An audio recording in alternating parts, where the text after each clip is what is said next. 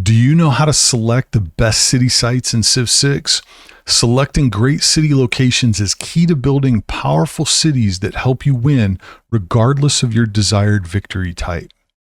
Let's talk through founding your first city, and then I'm going to go through a number of examples. We're going to turn the game on random and do a bunch of starts and talk through what I'm looking for in the map and where I'm looking to settle my city for maximum growth at the beginning of the game. And I'll give you some pointers at the end on how to continue selecting cities throughout the rest of the game. Now, at the start, the most powerful yield resource is food. The faster you can grow your city, the better at the very beginning of the game.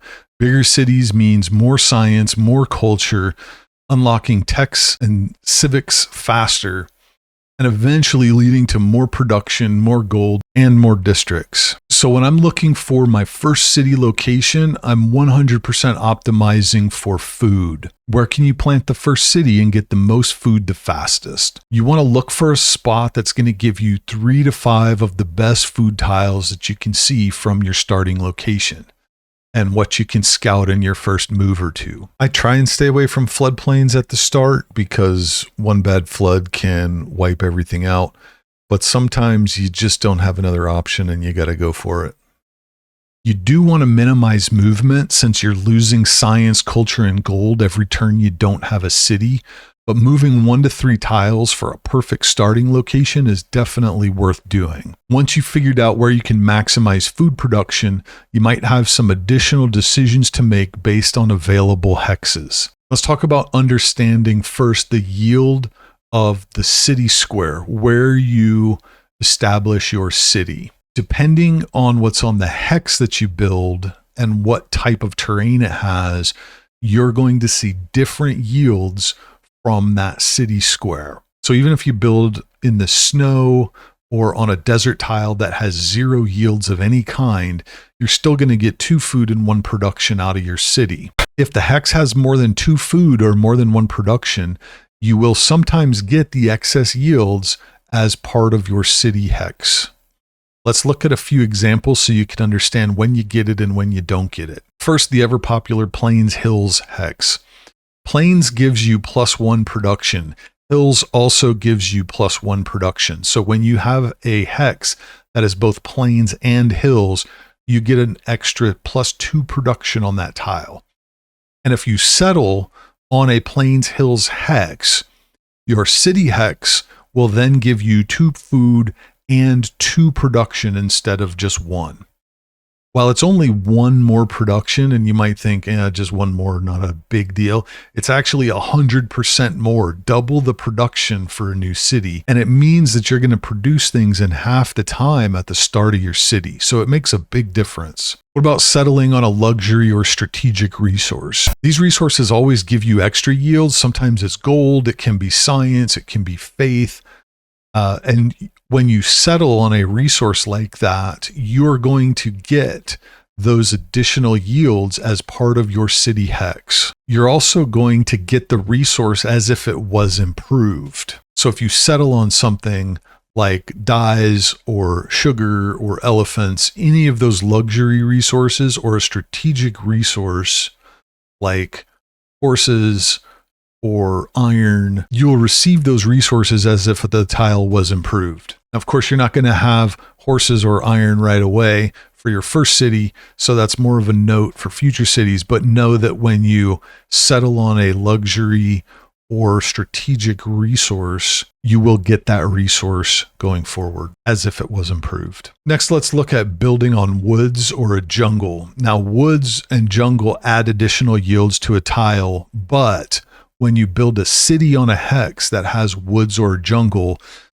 the woods or jungle get removed, which also removes the extra yields. So if it's a grassland tile that has woods on it, when you look at it, it's going to be 2-2, 2 food, 2 production. When you settle on it, you're only going to get 2-1 because the woods are removed, removing that 1 production. Back to your first city and where to select. So if you have the option between a hex with higher yields and a hex with lower yields, you'll usually want to pick the hex with the higher yields, so long as you're not sacrificing early access to those best food tiles. Now I'm going to pull up the game and go through a few random starts here. And we're just going to look at what's around and look at how you would analyze it to understand where can you get the most food and where should you settle that first city. So I'm just going to use default settings for this, all the standard stuff, print standard continents small, because it's really about just looking at how do you analyze the terrain around you and pick the best city location. I don't use any mods, so there are mods out there that allow you to do all kinds of things with your city starts. I'm just going to do the start, talk through what we can see and where to place the city, and then I'm going to reload the game to a different random start, and we'll talk through. We'll do that a few times. And here we go. Okay, so what am I looking at right away? This is pretty good. I've got this tile here, grassland is 3 food. This is going to be 3 food here. I've got cows over here that are also 3 foods. And that's going to be 3 foods here, this marsh, grassland marsh. I'm on a river, so I get the river stuff. I'm on a coast, so I'll get the coast stuff. Now, a couple of things to potentially consider. I could build on this marble, and you see it's got +1 culture there. So if I built my city here, I'm going to have 2 food, 1 production, and 1 culture. And I'm going to get the marble, even though I haven't researched masonry to allow me to build a quarry on that. And I'd still be on the river, and I would still be on the coast. That is going to put me more into this area, this tundra area. So I have to think about that. What is that going to do to my game? Now, if I'm looking up here, looks like there's a coast there. And I'm actually, well, I already moved my warrior to see that. I'm guessing there's either a long runway here of land, a strip of land, or it's going to potentially just round out right about there. So another thing I'm looking at is if this rounds out right here, do I have enough space to cover that? And I do, because cities have to be at least 3 tiles apart. So I can build where I'm at. I can still build another city right there. So that's something to be thinking about as well. With this start, what I would do is I'm going to move there, and I'm going to build, and I uncovered the goody hut too. I'm going to found my city there, and I'm going to go grab the goody hut next. That's what I would do. So now you can see my city hex. I've got 2 food, 1 production, and 1 culture. Okay. And if I come and I look at my resources, you can see that I've got marble already as well. So that to me is the play on this one. Let's go ahead and we're going to restart the game. Because it's on random, it's going to give me a new map, new leader, all the new things. Queen Dido. Some of these names, like, I'm sure I say I'm wrong. I've never taken the time to look them up. Never learned about them in school. Learned more about history and ancient civilizations from Civ than anything else. Okay, now here's an interesting, holy smokes, look at that. Four science right there, because I've got 2 mountains and I've got the reef right here. I've got crabs out there, no real other bonuses here. This one to me is pretty easy, and I can't move the warrior to see anything new. Like I can move him there, that doesn't uncover anything.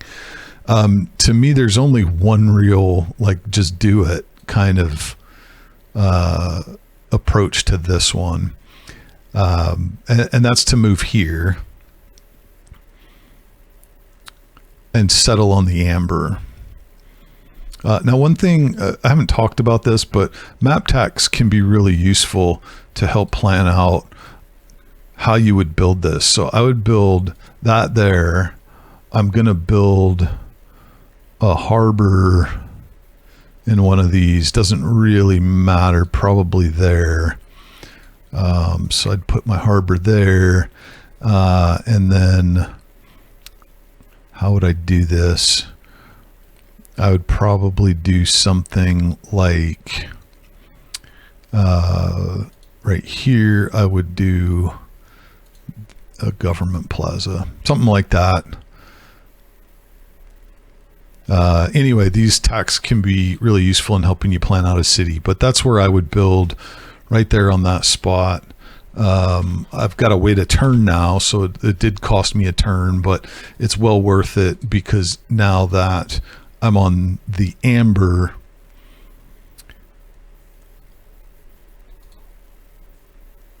you'll see 2 food, 2 production, and 1 culture. So I'm getting 1 extra culture per turn, which makes up for the culture that I lost by moving in 2 turns. And I've also got that amber now as well.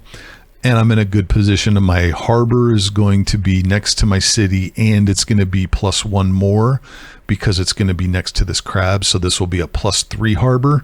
If I would have settled here, I could have built the harbor here. It would have been only +2.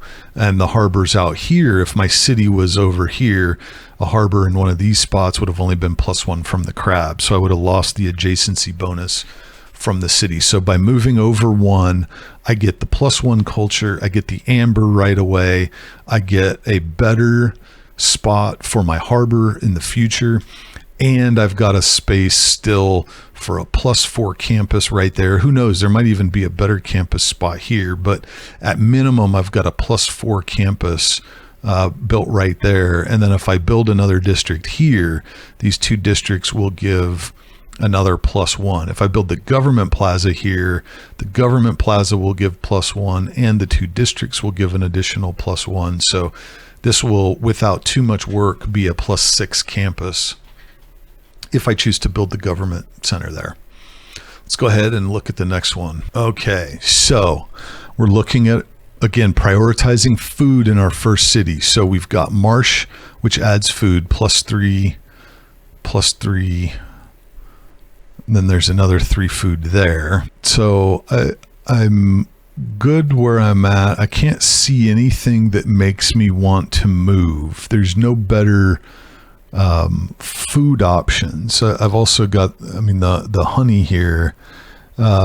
So right here, without buying any other tiles, I've got a +3 or a 3 food here, +1 to yields from the marsh. And then I've got the honey right here, and I've got a place for a +3 campus or a +3 holy site if I wanted to go religion. So in this case, and I think I'm on Plains Hills, right? Yeah, Plains Hills. So if I build here, the woods get cut off, but I still get a 2-2 city because it's plains and it's hills. So again, if you look over here, see that's plains gives you 1 production. If you look at, well, the grassland gives you no production.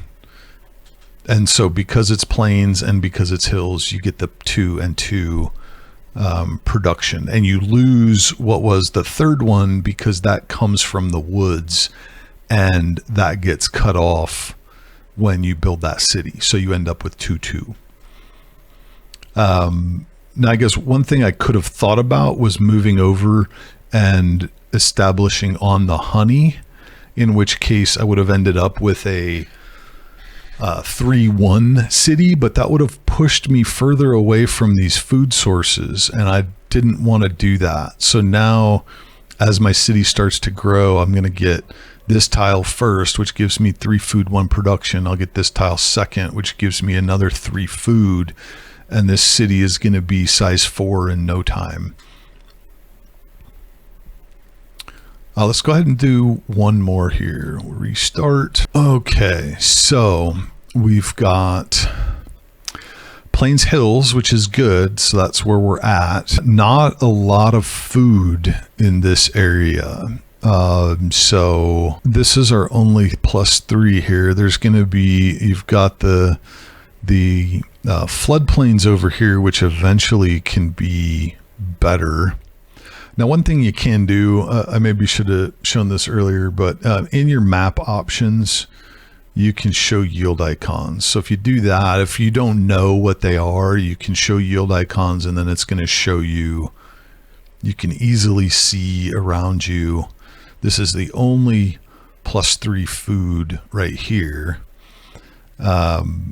And so what are my options here? I can build in place and I get Plains Hills for 2-2.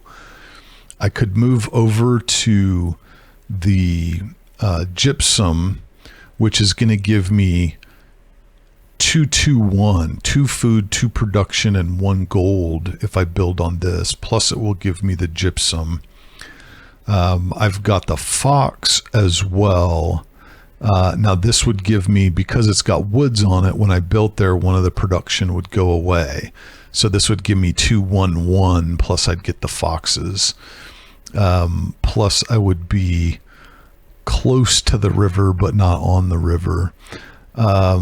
Moving this guy, I'm not going to reveal any more of the map because of the hills and the jungle. So that doesn't really tell me.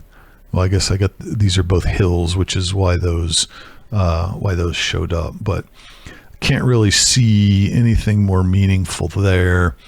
This is another one where I would build in place. I would build where I'm at. That's going to keep me on a 2-2. So I've got the extra production, and I'm 1 tile away from a 3 food. So I would start building, and as soon as I can, I would buy this tile and go to 3 food with that. Okay, I said one more on this one. I'm going to do one more just because. Korean Empire. Boy, that's not many choices, huh? Okay.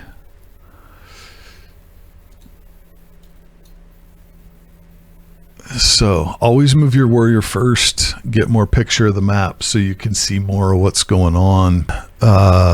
Not a lot of choices here. Now I can move to this amber to get, so it's Plains Hills, although this is Plains Hills as well. So really, if I move here and build, I'm going to get the amber access, and I'm going to get 1 extra culture.